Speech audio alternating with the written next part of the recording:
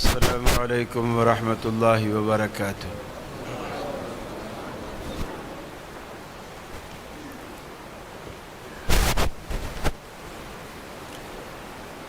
الحمد للہ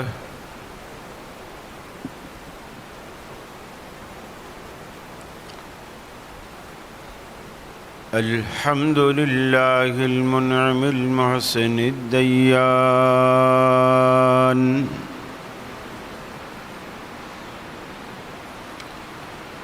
ذی الفضل والجود والإحسان،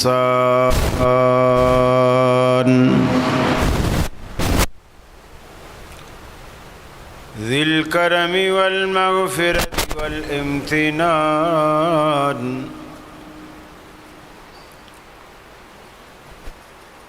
والصلاة والسلام على سید الانبیاء خیر الانام،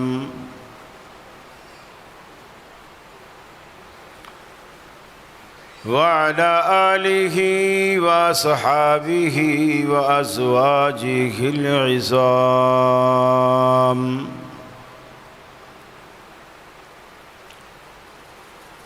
واتباعہ واحبابہ ورفقائہ البررۃ الکرام، اما بعد فاعوذ باللہ من الشیطان الرجیم، بسم اللہ الرحمن الرحیم،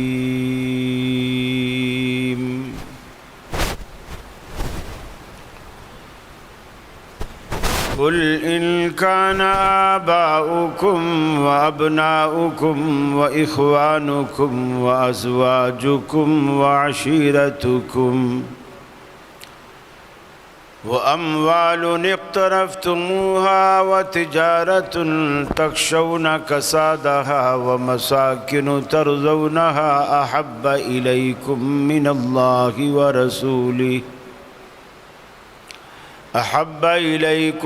الله ورسوله وجهاد في سبيله فتربصوا حتى يأتي الله بأمره، وقال الله تبارك وتعالى: يا أيها الذين آمنوا لا تقدموا بين يدي الله ورسوله واتقوا الله إن الله سميع عليم۔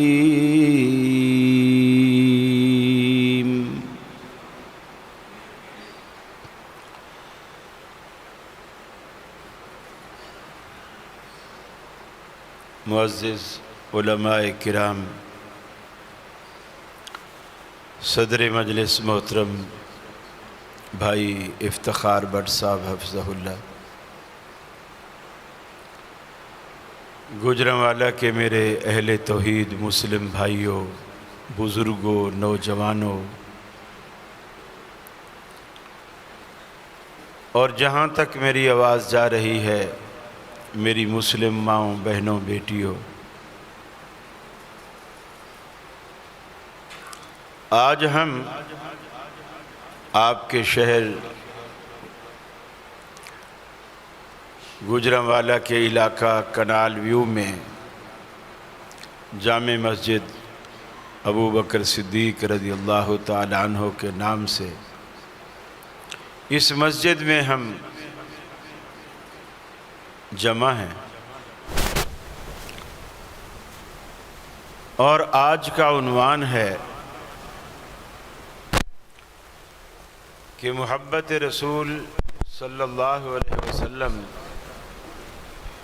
کیوں اور کیسے۔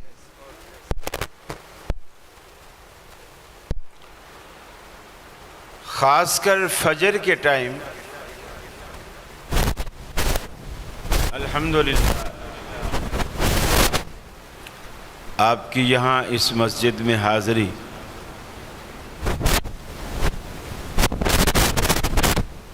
خوش آئند بھی ہے اور تعجب خیز بھی۔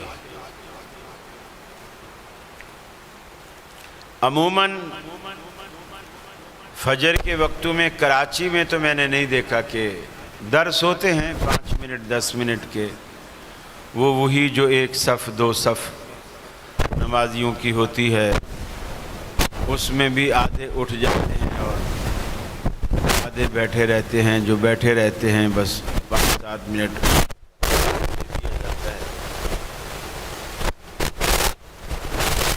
بڑی تعداد میں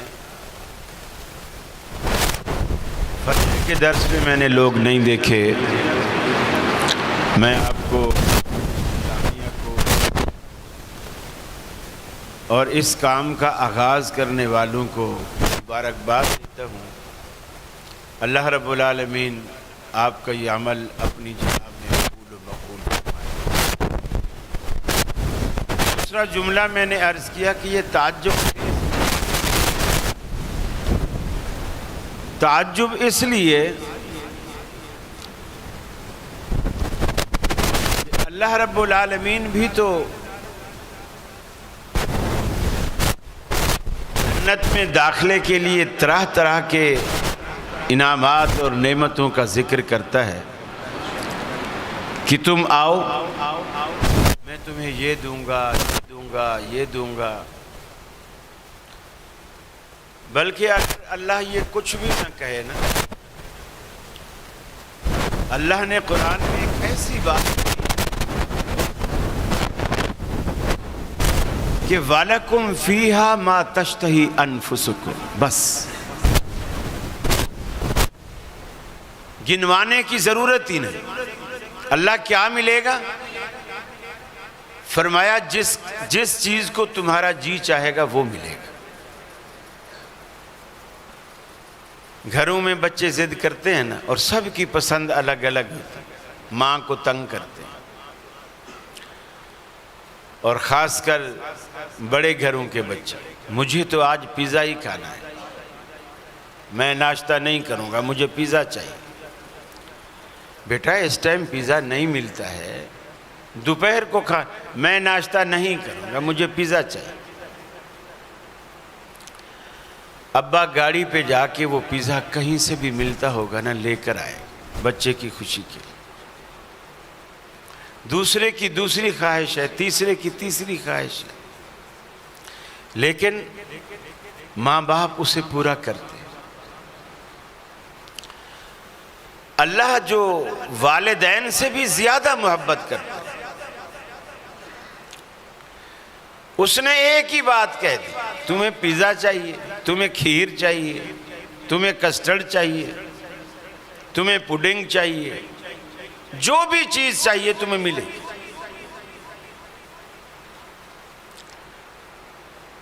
سید عطا اللہ شاہ بخاری رحمۃ اللہ علیہ قرآن کی یہی آیت پڑھ رہے تھے۔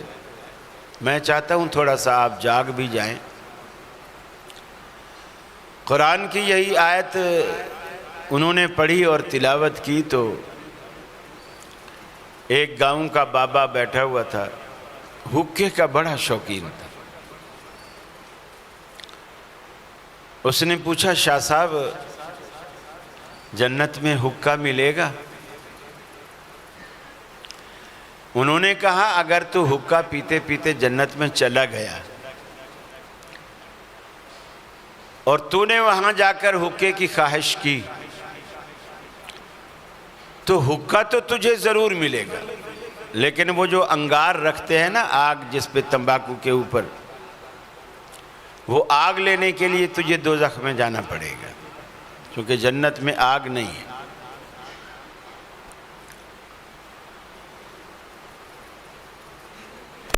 ہم نے تھوڑی سی یعنی انتظامیہ نے یہ کاوش کی، اور اچھی خوبصورت کاوش ہے کہ جی آپ آئیں، ناشتے کی فکر سے آپ بے نیاز ہو جائیں، وہ ہماری ذمہ داری ہے۔ ہم آتے ہیں، جنت کی طرف کیوں نہیں آتے؟ وہاں ناشتہ نہیں، ناشتے ہیں۔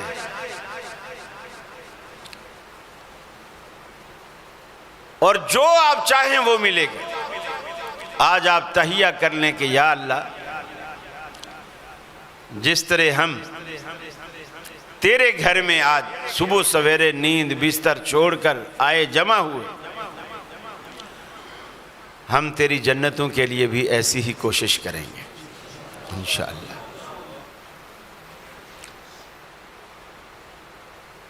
رسول اکرم صلی اللہ علیہ وسلم کی ذات سے محبت کیوں کی جائے؟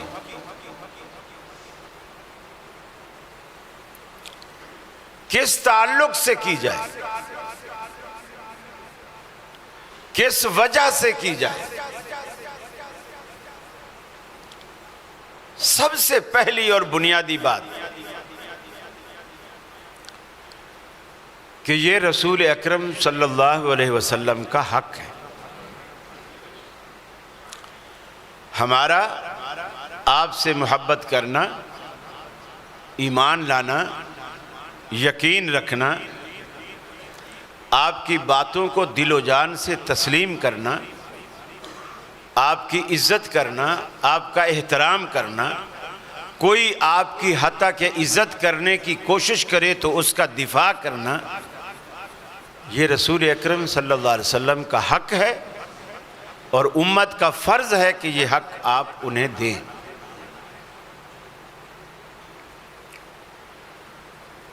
قرآن مجید کی جو آیت کریمہ میں نے آپ کے سامنے سورہ توبہ کی تلاوت کی ہے اور ایک سورہ احزاب سے، اللہ نے انسان کی دکھتی رگوں پہ ہاتھ رکھتے ہوئے 8 چیزیں گنوائیں، اور وہی 8 چیزیں تو اصل دنیا میں دل لگانے کا سبب ہے۔ آخرت کی طرف نہ جانے کا سبب بھی وہی 8 چیزیں ہیں کہ وہ ہمیں اتنی پیاری ہو چکی ہیں، اتنی محبوب ہیں ہماری نظر میں کہ آخرت کا تصور ہمارے دل میں یہ بات بٹھاتا ہے کہ اگر میں نے آخرت کی فکر کی، آخرت کی تیاری کی، آخرت میں جانے لگا تو یہ مجھے چھوڑنا پڑے گا۔ ظاہر بات ہے جو کچھ آخرت میں ملنے والا ہے وہ دنیا میں نہیں ہے۔ دنیا چھوڑ کے بندہ آخرت میں جائے، دنیا میں رہتے ہوئے ہم جنت میں نہیں جا سکتے۔ ہاں دنیا کو جنت بنا سکتے ہیں لیکن ویسی نہیں جیسے اللہ دینے والا ہے۔ پیسے سے آپ کچھ نہ کچھ کر لیں گے، بستر آپ کا نرم ہو جائے گا، گھر خوبصورت ہو جائے گا، سہولتیں زیادہ ہو جائیں گی، لیکن جو سہولت اللہ دینے والا ہے کہ آپ مرضی کے مالک ہوں گے۔ دنیا میں کوئی بندہ مرضی کا مالک نہیں ہے، وہاں آپ مرضی کے مالک ہیں۔ حسرت نہیں ہے، کاش کا لفظ نہیں ہے جنت میں کہ کاش ایسا ہوتا۔ کوئی پھل بھی اگر اوپر لگا ہوا ہے نا، درخت ہے، اونچا ہے، خوبصورت پھل ہے، آپ تختے پہ بیٹھے ہوئے نیچے پلنگ تکیے لگا کے نوابوں کی طرح، چودھریوں کی طرح، سیٹھوں کی طرح، اس لیے کہ اب آپ کا ٹھاٹ باٹ ہے اور آپ کے اس ٹھاٹ باٹ سے اللہ ناراض بھی نہیں ہو رہا، خوش ہو رہا ہے۔ آپ وہیں دیکھ رہے ہیں تکیے کا سہارا لیے نیم دراز ہیں، دل میں خیال آیا یار پھل تو اتنا خوبصورت ہے مگر اونچا ہے۔ آپ نے کسی سے کچھ نہیں کہا، دل میں خیال آیا۔ جنت کے ہر چیز ریموٹ کنٹرول ہے اور اس کا لنک آپ کے دل کے تصور سے دے دیا گیا۔ آپ کے دل میں خیال آیا یار یہ تو اتنا اونچا ہے، میں اس کو کیسے کھاؤں گا؟ بس یہ خیال دل میں آنا تھا، وہ ٹہنی جھک کے آپ کے سامنے آ جائے گی. آپ پھل کو توڑیں گے، وہ ٹہنی واپس اوپر جائے گی، وہ پھل پھر لگ جائے گا. اس لیے کہ جنت میں کوئی چیز کم نہیں ہونی. سجاوٹ، بیوٹی بڑھے گی، کم نہیں ہوگی. آپ کی جوانی، آپ کی صحت. دنیا میں تو ہوتا ہے نا کہ بھئی کبھی نزلہ، کبھی زکام، کبھی کھانسی، کبھی ملیریا، کبھی ڈینگی، کبھی بخار، کبھی بیگم ناراض، کبھی بچے ناراض، کبھی ابا بچوں سے ناراض. پریشانیاں ہی پریشانی. جنت میں ایسا کچھ بھی نہیں.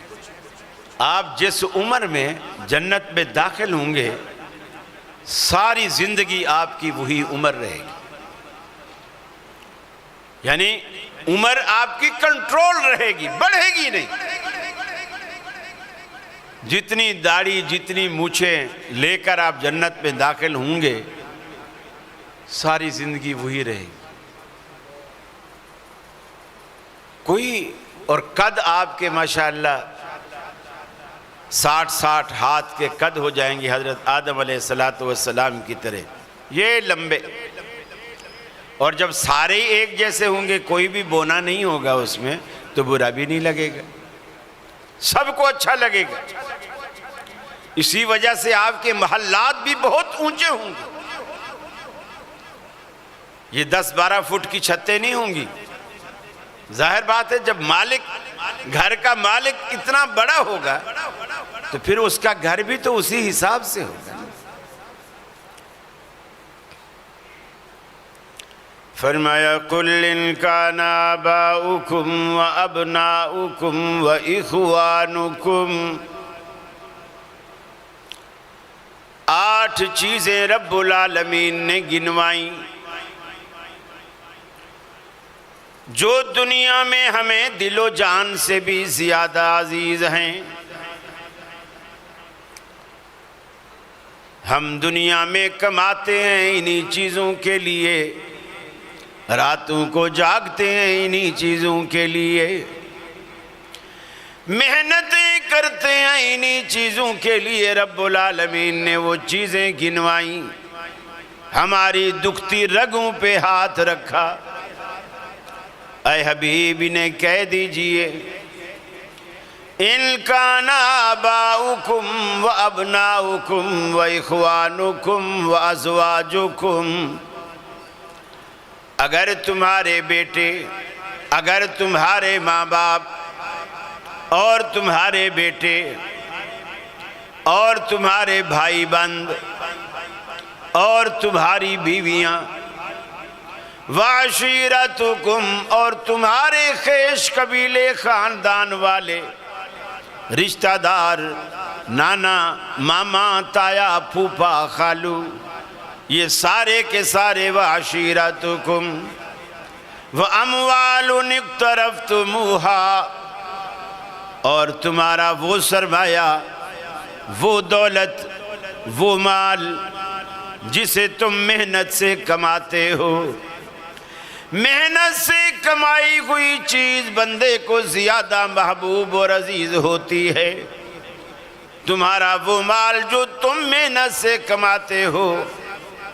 وَتِجَارَةٌ تَخْشَوْنَ كَسَادَهَا اور تمہاری وہ تجارتیں جن کے مات پڑ جانے پر تم ہمیشہ ڈرتے رہتے ہو کہیں خسارہ نہ ہو جائے، کہیں نقصان نہ ہو جائے، کسی وبال اور مصیبت میں میرا مال ڈوب نہ جائے، تم اس فکر میں لگے رہتے ہو. وَمَسَاكِنُ تَرْضَوْنَهَا اور تمہارے وہ گھر جنہیں تم پسند کرتے ہو. ارے گھر کچے بھی ہوں تو ہر بندے کو دیواروں سے بھی پیار ہو جاتا. فرمایا وَمَسَاكِنُ تَرْضَوْنَهَا تمہارے وہ گھر جن کو تم پسند کرتے ہو، دل و جان سے چاہتے ہو. احب الیکم یہ 8 باتیں گنوانے کے بعد اگلی بات رب العالمین نے فرمائی، یہ 8 کی 8 چیزیں احب الیکم من اللہ ورسولہ وجہاد فی سبیلہ. 8 چیزوں کے مقابلے میں 3 چیزیں رب العالمین لایا. یہ 8 کی 8 چیزیں اگر تمہیں اللہ کی ذات سے، اللہ کے رسول کی ذات سے، وجہاد فی سبیلہ، اور اللہ کی راہ میں جہاد کرنے سے، ان 3 چیزوں سے یہ 8 چیزیں اگر تمہیں زیادہ پیاری ہیں، فتربصوا، پھر انتظار کرو، حتیٰ یاتی اللہ بامرہ، یہاں تک کہ اللہ رب العالمین کا حکم آ جائے، یعنی یہاں تک کہ اللہ رب العالمین کا عذاب آ جائے. حالانکہ رب العالمین خود کہتا ہے کہ اپنی اولادوں سے پیار کرو. اللہ کے حبیب نے خود فرمایا چھوٹوں سے پیار کیا کرو، بڑوں کی تکریم کیا کرو. اولاد بھی اللہ رب العالمین کی طرف سے ایک نعمت ہے. اس کے باوجود رب العالمین نے قرآن میں پھر بھی فرمایا، مال سے متعلق بھی فرمایا کہ مال بھی ایک نعمت ہے، اس لیے کہ یہ تمہاری معیشت کو اونچا لے جانے کا ذریعہ ہے، تمہارے پاؤں پہ کھڑے ہونے کا ایک ذریعہ ہے. ماں باپ بھی کہتے ہیں کہ ہم بچے کی شادی جب کریں گے جب اپنے پاؤں پہ کھڑا ہونے والا ہو جائے گا، یعنی جب یہ کمانے والا ہو جائے گا، کچھ 4 پیسے کما کے لائے گا، خود بھی کھائے گا، بیگم کو بھی کھلائے گا. لیکن دوسرے مقام پہ رب العالمین ان چیزوں کو نعمتیں قرار دے کر پھر یہ بھی کہتا ہے، انما اموالکم و اولادکم فتنہ، ارے تمہارے مال بھی تمہاری اولادیں بھی فتنہ ہیں، آزمائش ہیں، امتحان کے لیے تمہیں دی گئی ہیں. اس کا مطلب یہ ہے تقابل کیجئے، اولاد سے محبت کیجئے، مگر اللہ اور اس کے رسول سے نہ بڑھنے دیجئے. ماں باپ سے محبت کیجئے مگر اللہ اور اس کے رسول سے نہ بڑھنے دیجئے. اپنے بھائیوں سے، اپنی بیویوں سے، اپنے خیش قبیلے سے پیار کیجئے مگر اللہ اور اس کے رسول سے اس محبت کو نہ بڑھنے دیجئے.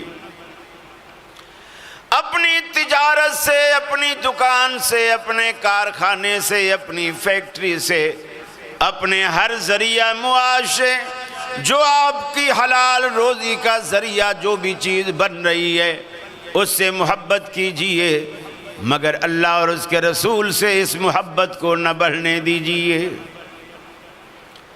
وجہاد فی سبیل،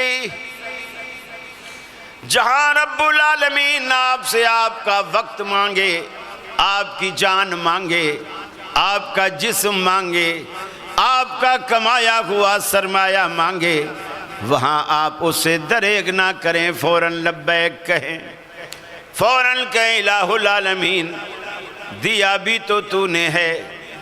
اور اللہ کریم نے قرآن پاک میں کتنی خوبصورت بات کہی، مومنین کی صفت بیان کرتے ہوئے فرمایا مما رزقناہم ینفقون، جو ہم نے ان کو دیا ہے اس میں سے یہ خرچ کرتے ہیں، اپنا کچھ خرچ نہیں کرتے. مما رزقناہم، جو ہم نے ان کو دیا ہے اس میں سے خرچ کرتے ہیں. گویا اللہ رب العالمین کہتا ہے اے میرے بندے، یہ لے 5 لاکھ روپیہ پیسے میں تمہیں دیتا ہوں، حج تو کر کے آ، ثواب میں تمہیں دوں گا. پیسہ بھی میرا، تو بھی میرا، پیسہ بھی میرا، تو میرے پیسے کو اس کام میں خرچ کر، جنت میں تمہیں دوں گا. مما رزقناہم ینفقون، اللہ نے قرآن میں ساری باتیں ہمیں کھول کر بتا دی. فتربصوا، اگر تم ان چیزوں کو اللہ کی محبت پر، اللہ کے رسول کی محبت پر اور جہاد فی سبیل اللہ پر اگر ان چیزوں کو ترجیح دیتے ہو تمہاری اولاد آڑے آ جاتی ہے، ماں باپ آڑے آ جاتے ہیں، بیویاں آڑے آ جاتی ہیں، خیش قبیلہ آڑے آ جاتا ہے، تمہاری تجارتیں آڑے آ جاتی ہیں، تمہارے سرمائے آڑے آ جاتے ہیں، تمہارے گھر آڑے آ جاتے ہیں، تو پھر اللہ کے عذاب کا انتظار کرو۔ قرآن پاک نے ہر بات کھول کھول کر بتا دی۔ حدیث میں آتا ہے کہ سیدنا فاروق اعظم رضی اللہ تعالی عنہ رسول اکرم صلی اللہ علیہ وسلم کا ہاتھ بڑی محبت سے پکڑ کر، جیسے دو دوست جاتے ہیں ہاتھ میں ہاتھ ڈال کے، ہاتھ میں ہاتھ ڈالا ہوا ہے اور چل رہے ہیں، چلتے چلتے حضرت عمر کے دل میں خیال آیا، وہ زبان پر لے آئے۔ وہ سچے اتنے لوگ تھے، جھوٹ نہیں بولتے،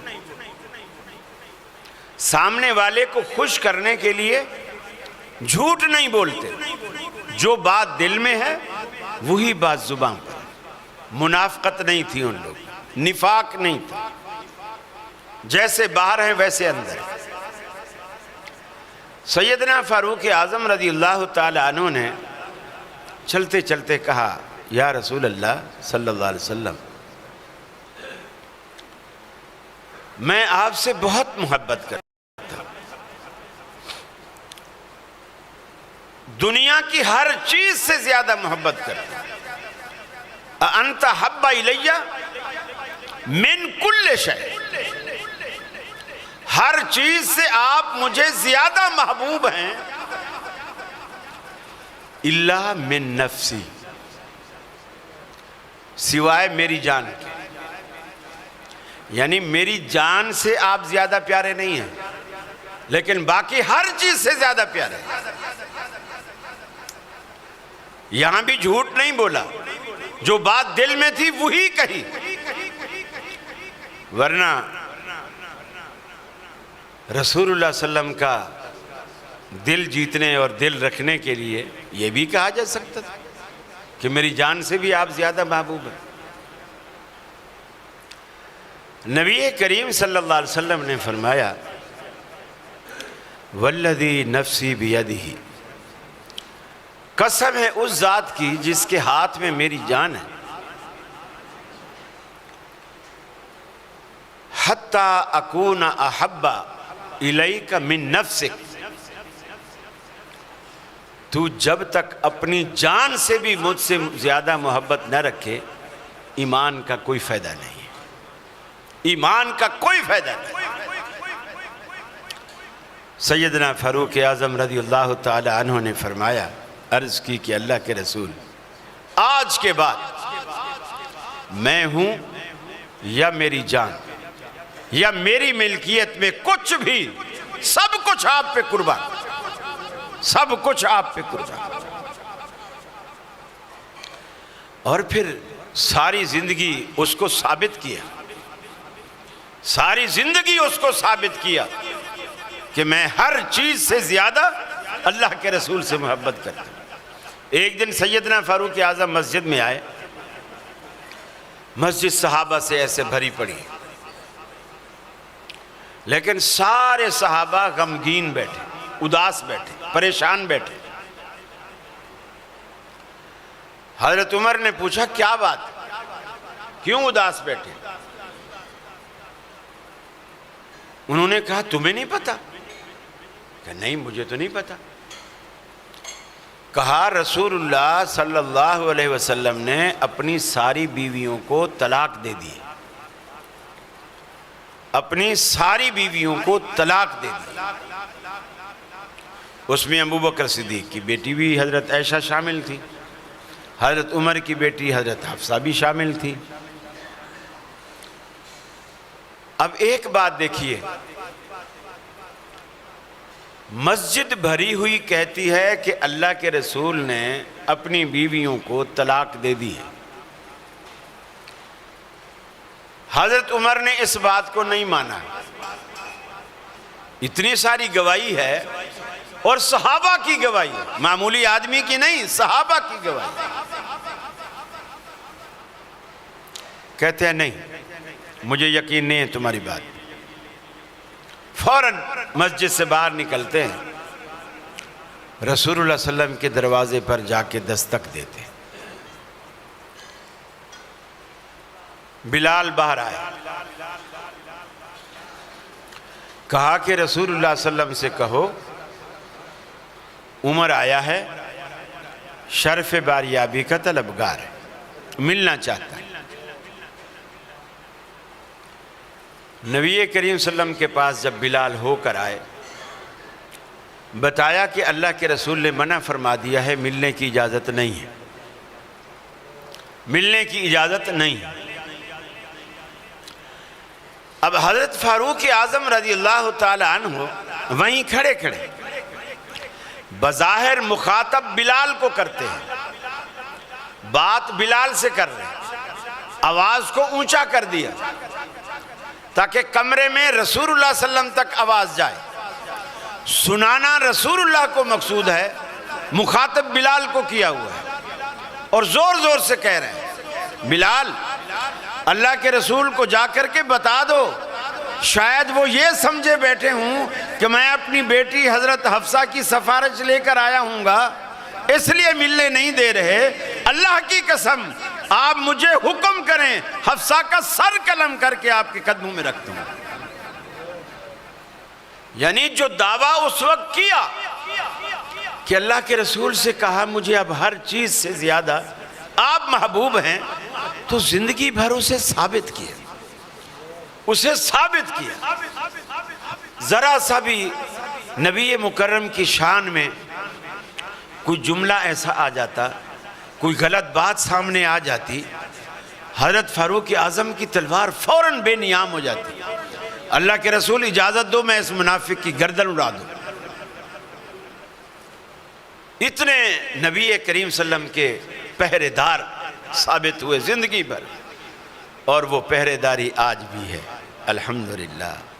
دونوں شیخین صدیق اکبر رضی اللہ تعالیٰ عنہ، فاروق اعظم رضی اللہ تعالیٰ عنہ، وہ محبتیں تھیں، اللہ رب العالمین نے مرنے کے بعد بھی جگہ ان کے پیارے پیغمبر جناب محمد رسول اللہ صلی اللہ علیہ وسلم کے پہلو میں دی۔ یہ کتنی سعادت کی بات، اور جگہ بھی وہ جس کو اللہ کے حبیب نے اپنی زندگی میں کہا تھا، ما بین بیتی و منبری روضۃ من ریاض الجنہ، یہ جو میرے گھر اور میرے منبر کے درمیان جتنی جگہ ہے یہ جنت کے باغوں میں سے ایک باغیچہ ہے۔ ارے جن کو اللہ نے دنیا میں جنت کے باغیچے میں سلا دیا ہے، بدبخت کون کہہ سکتا ہے کہ آخرت میں وہ جنتوں سے محروم ہوں گے؟ غلیظ لوگ ہیں اور غلیظ عقائد ہیں ان کے۔ قرآن مجید کی سورہ احزاب کی ایک آیت ہے جس میں اللہ رب العالمین نے کہا کہ لا ترفعوا اصواتکم فوق صوت النبی، نبی کا ادب بتائے، اپنی آوازوں کو نبی کی آواز سے اونچا نہ کریں۔ حضرت ثابت بن قیس رضی اللہ تعالی عنہ، قدرتی کچھ لوگ ہوتے ہیں ان کی آواز قدرتی اونچی ہوتی، وہ کسی کے سامنے بالکل قریب سے بھی بات کر رہے ہوں نا تو وہ ایسے بات کرتے ہیں جیسے کوئی ایک فرلانگ دور کھڑے ہوئے بات سے بات کر، آواز اتنی اونچی نکال قدرتی طور۔ ہمارے کراچی میں ایک دوست تھے، فوت ہو گئے، اللہ ان کی مغفرت فرمائے۔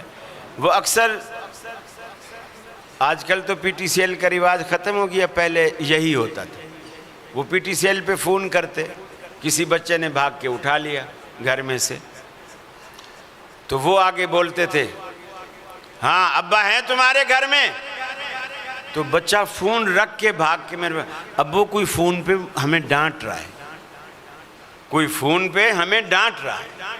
وہ ڈانٹ نہیں رہے تھے، ان کی قدرتی آواز ایسی۔ حضرت ثابت بن قیس کی قدرتی آواز اونچی تھی، اور جب قرآن مجید کی یہ آیت اتری نا، یا ایھا الذین آمنوا لا ترفعوا اصواتکم فوق صوت النبی، اے ایمان والو اپنی آوازوں کو نبی کی آواز سے پست رکھا کرو،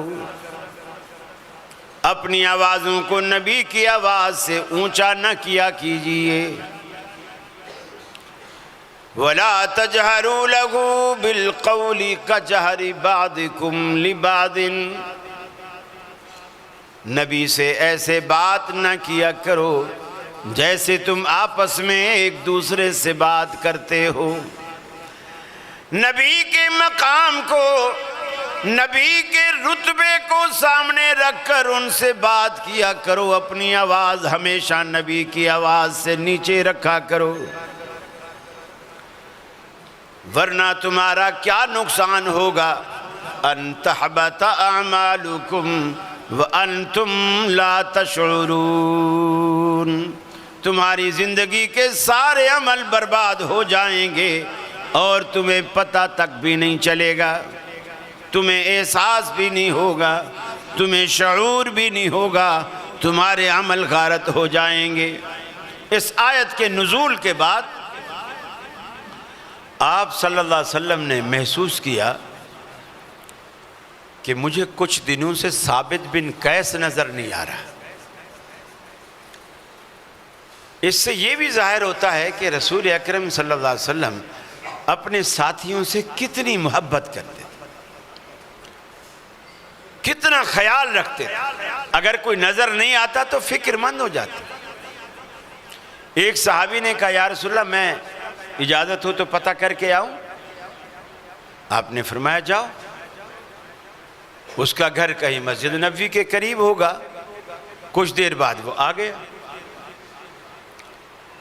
کہا یا رسول اللہ وہ تو گھر میں مصلی ڈال کے بیٹھا روئے جا رہا ہے۔ کیوں روئے جا رہا ہے؟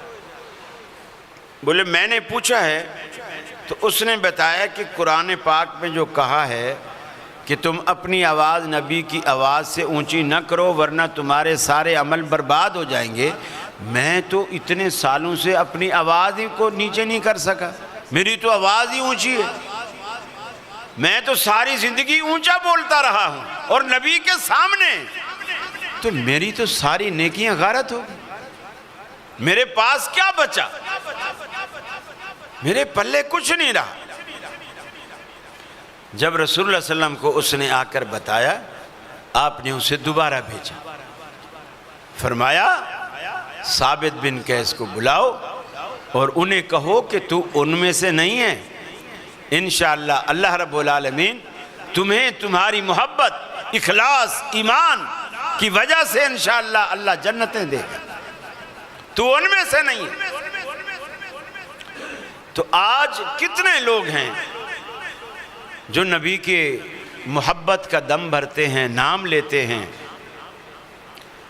اور اس حد تک اپنا انگوٹھا چوما، اپنے ہونٹوں سے چوما، اپنی آنکھوں پہ لگا دیا، نبی کی محبت ہے۔ یا آج غالباً 12 ربیع الاول ہے، آج کے دن وہ ادھم، وہ طوفان بدتمیزی برپا ہوگا نبی کے نام۔ پچھلے سال ملتان میں اسی دن، اسی تاریخ کو ایسے ایسے ہتھ کنڈے استعمال کیے گئے، جلوس نکالے گئے، ملتان کی کوئی خوبصورت ترین لڑکی ڈھونڈی گئی، اس کے دوپٹہ اتار کے، بال کھلے کر کے، میک اپ کرا کے اسے کسی چیز میں بٹھایا گیا، پھر اس کو سارے شہر میں جلوس کی شکل میں گھمایا گیا۔ کیا ہے؟ یہ حور ہے۔ جس چیز کو دیکھنے سے اللہ کے رسول نے آنکھوں کا زنا قرار دیا، تم اسے جنت کی حور قرار دیتے ہو، اور وہ بھی نبی کے ولادت والے دن پر۔ اب ہم ایسے لوگ کہلاتے ہیں کہ جی نبی کی خوشی نہیں مناتے، نبی کی آمد کی ان کو کوئی خوشی نہیں. یہ وہابی لوگ ہیں، یہ جیلس ہوتے ہیں، یہ خوشی نہیں مناتے، ہم خوشی مناتے ہیں. اہل حدیث کی محبت میں اور دوسروں کے دعوے میں زمین آسمان کا فرق. وہ فرق یہ ہے، نبی کریم صلی اللہ علیہ وسلم سے پوچھا گیا کہ اے اللہ کے رسول صلی اللہ علیہ وسلم، آپ ہفتے میں 2 روزے رکھتے ہیں، پیر کے دن رکھتے ہیں اور جمعرات کے دن رکھتے ہیں، اس کی کوئی خاص وجہ ہے، کوئی خاص سبب ہے؟ آپ نے فرمایا ہاں، اس کی خاص وجہ ہے. ہفتے والے دن تو اس لیے، یہ جمعرات والے دن تو اس لیے رکھتا ہوں کہ اس دن ہمارے پورے ہفتے کی ڈائری اللہ کے پاس جاتی ہے. یہ ڈائریوں کا بڑا کڑا اور عجیب نظام. دن میں روزانہ 2 ڈائریاں اللہ کے پاس جا رہی ہیں ہماری کارگزاری کی. کیا کمایا، کیا کھایا، کیا پیا، کیا پہنا، کیا کہا، کیا سنا، کہاں گئے، کہاں نہیں گئے، کہاں جانا تھا نہیں گئے، کہاں نہیں جانا تھا چلے گئے. عصر کو اور فجر کو. جو فرشتے فجر میں آتے ہیں وہ عصر تک آپ کو نوٹ کرتے ہیں، اور جو عصر کو آتے ہیں وہ مغرب، عشاء اور ساری رات اور پھر فجر تک آپ کو نوٹ کرتے ہیں. جب فجر والے فرشتے آتے ہیں عصر والے چلے جاتے ہیں، اور جب عصر والے آتے ہیں تو اس وقت تک فجر والے چلے جاتے ہیں. ڈیوٹیاں تبدیل ہوتی ہیں. ایک کرامن کاتبین ہیں جو ہمارے کندھوں پہ بیٹھے. ہم جب سے بالغ ہوئے، سمجھدار ہوئے، یہ ہماری ہسٹری لکھ رہے ہیں، کچھ بھی تو نہیں چھوڑتے. ما یلفظ من قول الا لدیہ رقیب عتید. تمہارے منہ سے ایک ایک لفظ جو نکل رہا ہے نا، اللہ کے یہ ریکارڈ کرنے والے فرشتے اپنا ریکارڈر لے کے بیٹھے ہیں، اسے فوراً ریکارڈ کر لیتے. یہ جب ہم مریں گے یہ ڈائری اس وقت جائے گی. ایک سالانہ ڈائری جو شب قدر میں اللہ کے پاس جاتی ہے، اور قیامت والے دن یہ ساری ڈائریاں ٹیلی ہوں، اور پھر ایک رجسٹر کی شکل میں ان کا اندراج ہو رہا ہے، جو قیامت والے دن ان ساری ڈائریوں کی روشنی میں تیار ہونے والا رجسٹر اللہ کھول کے ہمارے سامنے رکھ دے گا. اس وقت آدمی اپنی زندگی کا ایک ایک لمحہ لکھا ہوا دیکھے گا. آپ نے فرمایا ہفتے پیر کا جو جمعرات کا جو روزہ ہے اس لیے رکھتا ہوں کہ ہفتہ واری ڈائری اللہ کے پاس جاتی ہے، اور میں یہ چاہتا ہوں کہ جب میری ڈائری جائے تو اس میں لکھا ہوا ہو کہ محمد صلی اللہ علیہ وسلم آج روزے سے ہیں. اس میں لکھا ہوا ہو کہ آج میں روزے سے ہوں. اللہ کے رسول پیر کا روزہ، آپ نے فرمایا یوم ولدت فی، اس دن میں پیدا ہوا اس لیے یہ روزہ رکھتا ہوں. یوم ولدت فی، میں اس دن پیدا ہوا. اب رسول اللہ صلی اللہ علیہ وسلم نے سال بھی یاد نہیں رکھا، ربیع الاول مہینہ بھی یاد نہیں رکھا، دن یاد رکھا جو مہینے میں کم از کم 4 دفعہ تو آتا ہے، کبھی کبھی 5 دفعہ بھی آتا ہے، 4 دفعہ تو لازماً آتا ہے. اب جو بات میں سمجھانا چاہتا ہوں آپ کو، صحابہ کرام کو جب اس بات کا پتہ لگ گیا تو سارے صحابہ یہ کام کرنے لگ گئے. پیر کا روزہ اور جمعرات کا روزہ چلو جمعرات کا تو سمجھ میں آتا ہے، لیکن پیر کا سمجھ میں نہیں آتا، کیونکہ آپ نے فرما دیا کہ اس دن میں پیدا ہوا اس لیے روزہ رکھتا ہوں۔ تو سارے صحابہ تو پیر کو پیدا نہیں ہوئے تھے نا، سمجھ میں آ رہی ہے بات؟ کوئی جمعرات کو پیدا ہوا ہوگا، کوئی جمعے کو، کوئی منگل کو، کوئی بدھ کو، لیکن صحابہ سارے پیر کا روزہ رکھتے، اپنی پیدائش والے دن کا نہیں رکھتے۔ حالانکہ یہ بھی ایک لاجک نکالی جا سکتی تھی کہ اللہ کے رسول اپنی پیدائش کے دن پہ روزہ رکھتے ہیں تو ہم بھی اپنی پیدائش کے دن پہ روزہ رکھیں گے، یہ بھی سنت سے مخالف نہیں تھا۔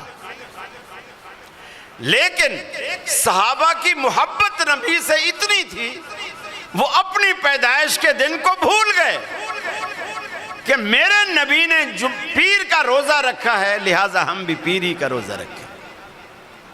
یہ صحابہ کی محبت۔ پھر آج جو جھنڈیاں نہ لگائے، کمکمے نہ لگائے، رنگ برنگی لائٹیں نہ لگائے، کہتے ہیں جی اسے نبی کی ولادت پر خوشی نہیں ہوئی، یہ گویا اس دن کو عید کا دن نہیں سمجھتے ہیں۔ میرے بھائی، رسول اللہ صلی اللہ علیہ وسلم نے اپنے عمل سے ثابت کر دیا کہ یہ دن عید کا دن نہیں ہے۔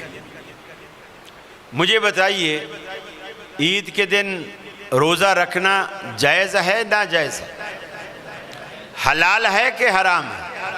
حرام ہے۔ اور نبی مکرم نے اپنی پیدائش والے دن روزہ رکھا، اور عید والے دن روزہ رکھنا حرام ہے۔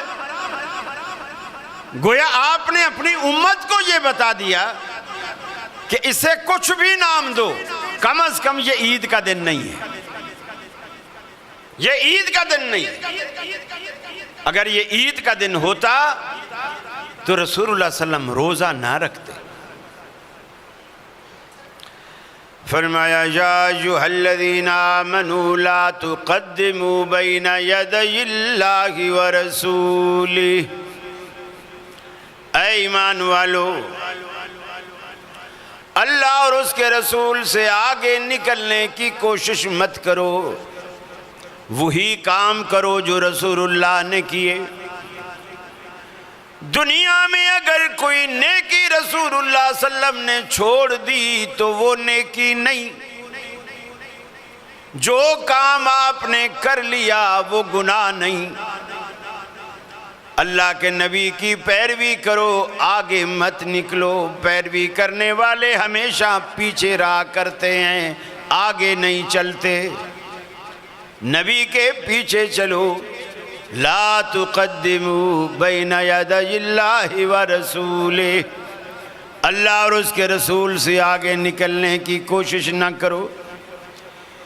اسی وجہ سے بدعات دنیا میں پیدا ہوتی ہیں۔ میاں اس میں حرج کیا ہے؟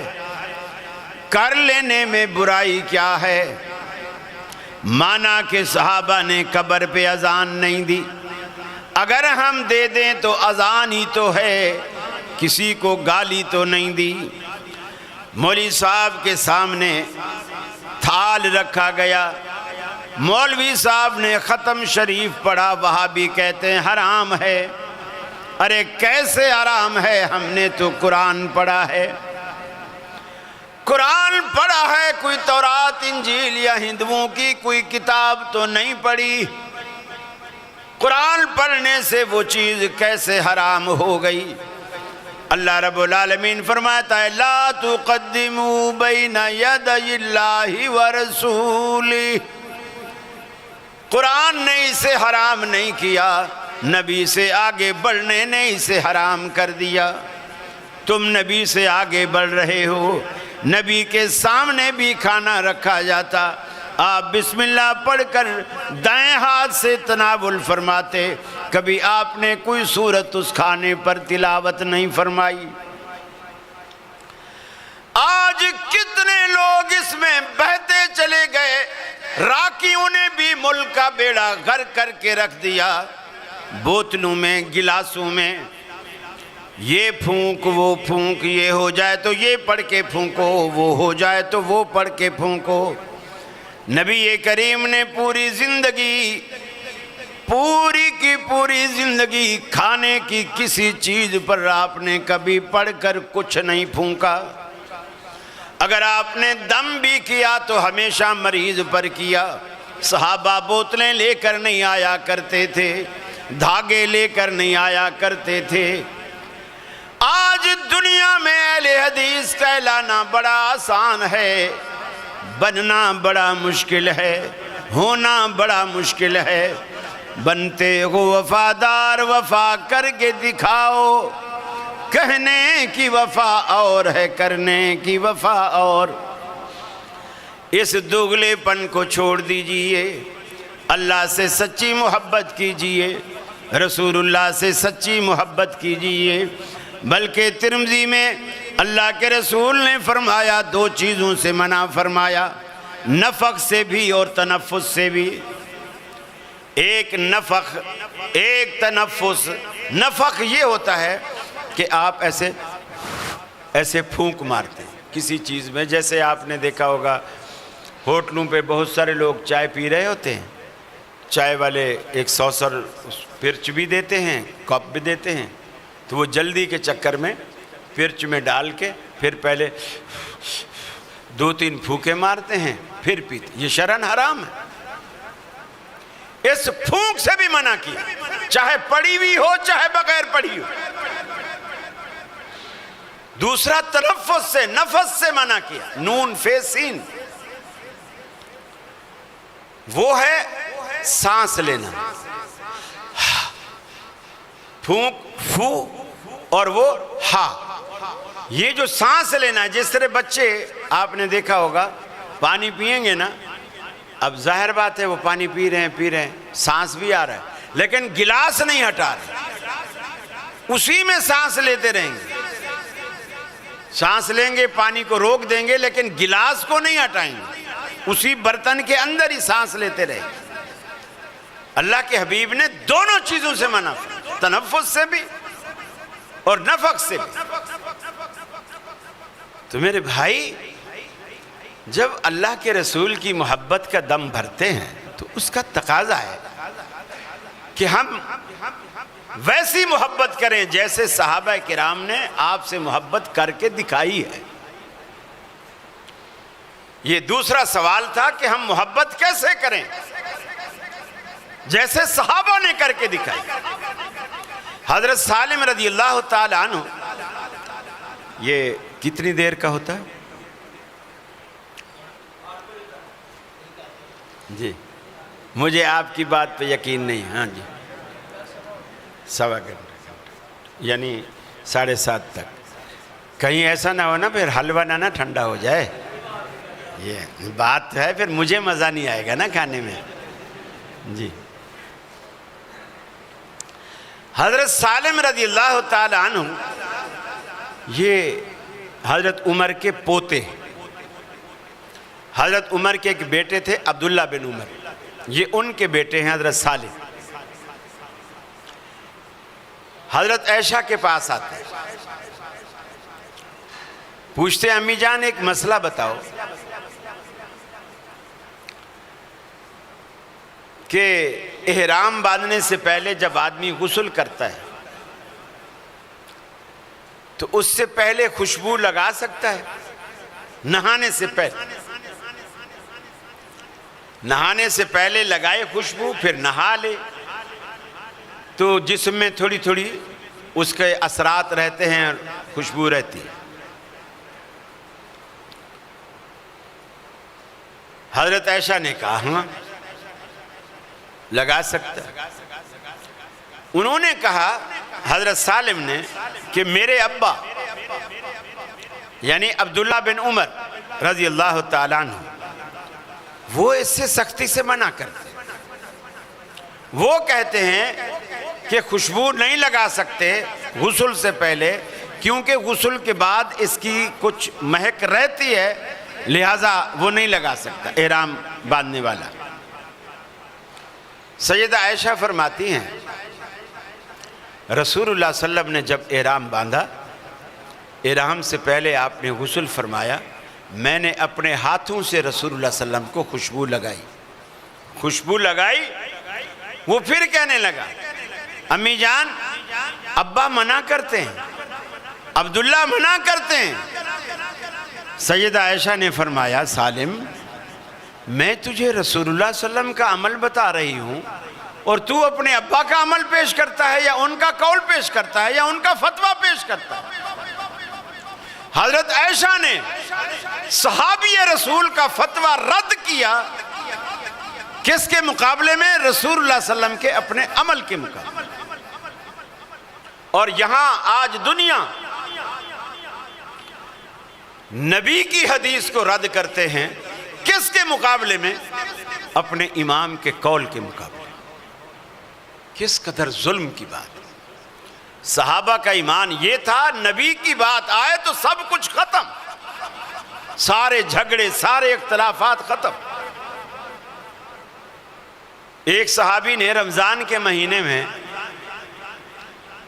بیوی کا بوسہ لیا، بوسہ بھی اپنی بیوی کا لیا جو شرعاً حرام نہیں ہے، اپنی بیوی تو حلال ہے، اپنی بیوی کا رمضان میں روزے کی حالت میں بوسہ لیا۔ اب بوسہ لے تو بیٹھا، پھر خیال آیا یار میرا تو روزہ ہے، بیوی کا بھی روزہ ہے، اب پتہ نہیں میرا روزہ ٹوٹ گیا ہے کہ بچا ہے، فکر لگی ہوئی۔ اب شرم کی وجہ سے یہ کہتا ہے اپنی بیوی سے کہ رسول اللہ صلی اللہ علیہ وسلم کے پاس جا مسئلہ پوچھ کے آ، میں نہیں جاتا ہوں چونکہ مجھے شرم آ رہی ہے کہ میں رسول اللہ صلی اللہ علیہ وسلم کے آگے کیسے بولوں گا کہ میں نے بیوی کا بوسہ لے لیا ہے، اور یہ تو بڑے شرم کی بات، تو جا پوچھ کے۔ بیوی آئی، رسول اللہ صلی اللہ علیہ وسلم کے گھر میں اتفاق سے رسول اللہ صلی اللہ علیہ وسلم اس وقت موجود نہیں تھے، حضرت ام سلمہ موجود تھے۔ ام سلمہ نے پوچھا کیا بات ہے، اس کو ساری بات بتا دی۔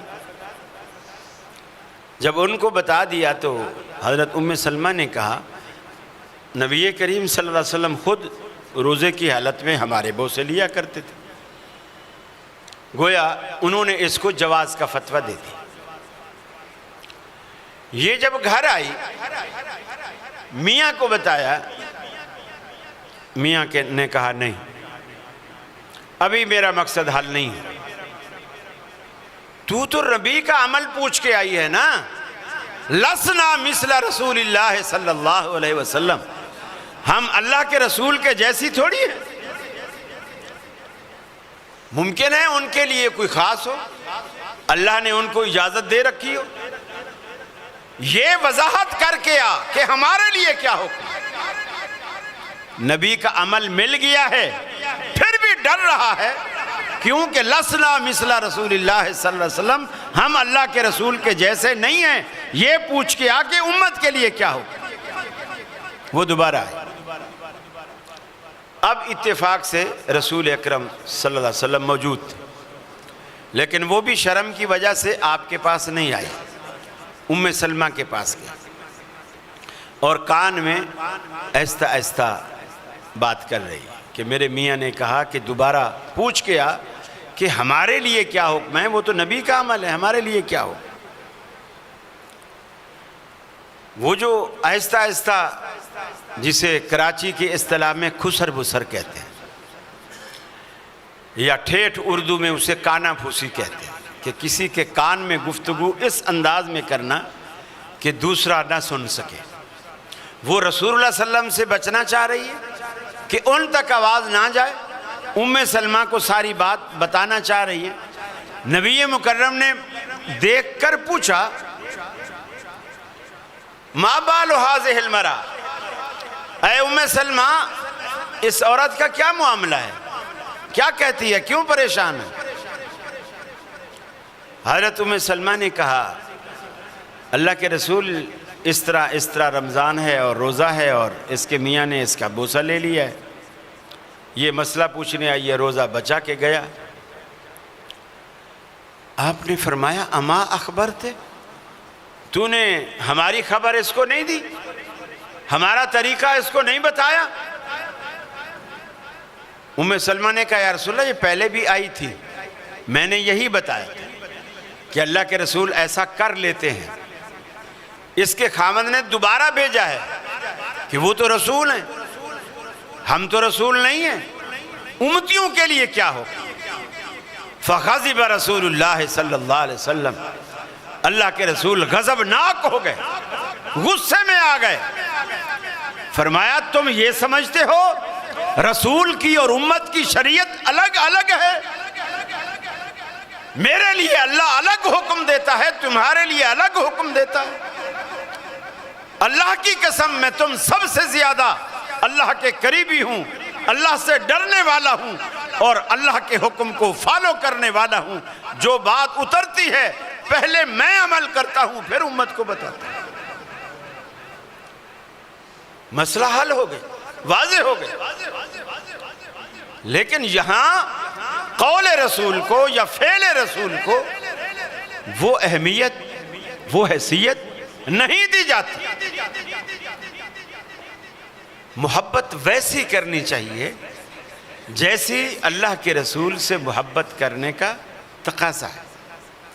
اور وہ کیسا ہے آپ نے اپنے الفاظ میں اس کو یوں بھی بیان فرمایا۔ ہمارے لوگ تو آپ کی ذات سے پیار کرتے ہیں، آپ کی ذات پہ میں قربان جاؤں۔ ساری رات، یہ جو رات گزری ہے نا، لوگوں نے نعتیں پڑھی، قوالیاں پڑھی، ڈھول ڈھبکے، یہ وہ سب کچھ ہوا۔ ہمارے علماء بھی تعریفیں کرنے پہ آئیں گے، آسمان زمین کے کلابے ملا دیں۔ واللیل کا ترجمہ کریں گے نبی کی زلفیں، والضحیٰ کا ترجمہ کریں گے نبی کا مکھڑا، یاسین کا ترجمہ کریں گے نبی کا صحرا، طٰہٰ کا ترجمہ کریں گے نبی کا تاج۔ یہ کس مفسر نے یہ تفسیر کی ہے حروف مقطعات کی؟ یہ کس نے کہا؟ اور پورے قرآن میں اللہ رب العالمین نے ایک مرتبہ بھی نبی کے حلیے کی تعریف نہیں کی، پورے قرآن میں، کہ آپ کا قد لمبا تھا، آپ کا رنگ گورا تھا، آپ کے ہونٹ گلابی تھے، آپ کی ناک کھڑی تھی، آپ کی آنکھیں موٹی تھی، آپ کی زلفیں سیاہ تھی۔ پورے قرآن نے آپ کے دانت موتیوں کی طرح چمکتے تھے، پورے قرآن نے کسی ایک چیز کی تعریف نہیں کی، کیونکہ یہ چیز تو اللہ نے خود بنائی ہے نا۔ ہاں، قرآن نے جو تعریف کی ہے وہ نبی کی زندگی کی تعریف کی، کیونکہ زندگی جو آپ نے گزاری ہے، جو آپ کی سیرت النبی کا مطلب ہوتا ہے زندگی گزارنے کا نبوی سلیقہ۔ نبی کریم نے اپنی زندگی کو کیسے گزارا، یہ سیرت ہے نبی مکرم صلی اللہ علیہ وسلم کی۔ اس کی قرآن نے تعریف کی ہے جگہ جگہ، نبی کی سیرت کی، نبی کی زندگی کی، اور یہی ہمارے لیے حکم ہے۔ اور اللہ کے رسول نے بھی فرمایا من احب سنتی فقد احبنی ومن احبنی کان معی فی الجنہ۔ مجھ سے وہی پیار کرتا ہے جو میری سنت سے پیار کرتا ہے، جس نے میری سنت سے پیار کیا اس نے گویا مجھ سے پیار کیا۔ وَمَنْ أَحَبَّنِي كَانَ مَعِيَ فِي الْجَنَّةِ، مجھ سے محبت کرنے والو تمہیں یہ فائدہ ہوگا کہ رب العالمین جنتوں میں تمہیں میرا ساتھ نصیب کرے گا۔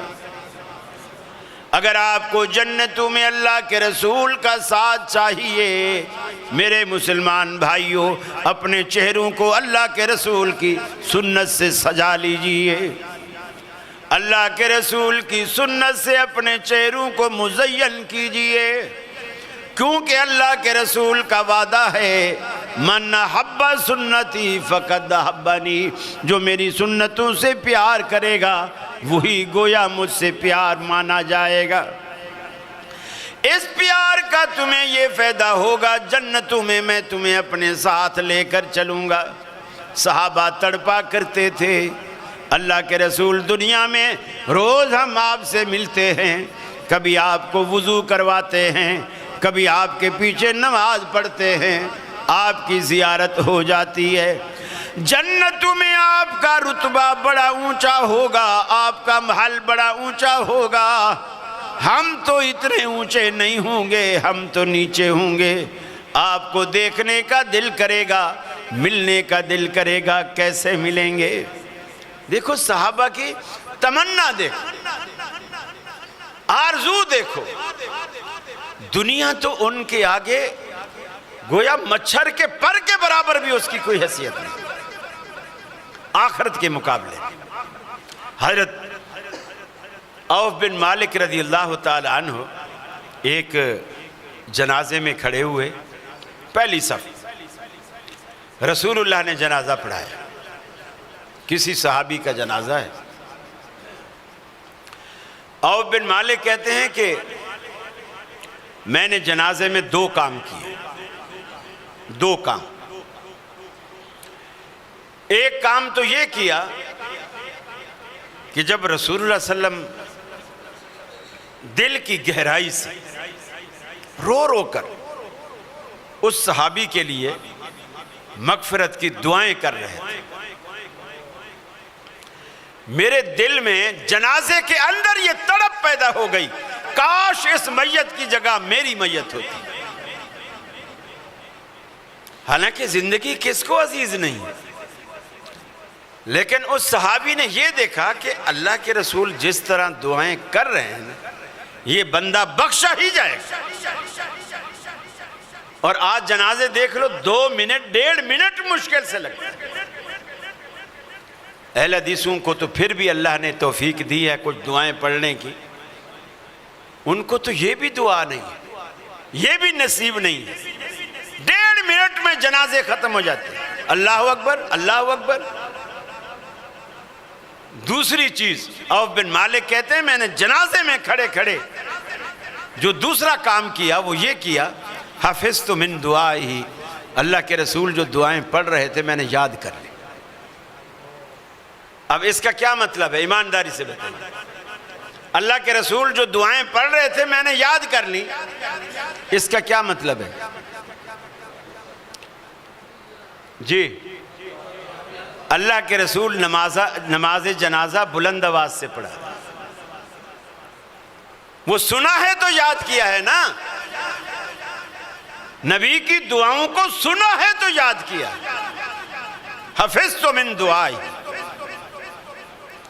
میرے بھائیوں، اپنے جنازے بھی نبی کی سنت اور طریقے کے مطابق کرو، اپنے مردوں کا حق ادا کرو۔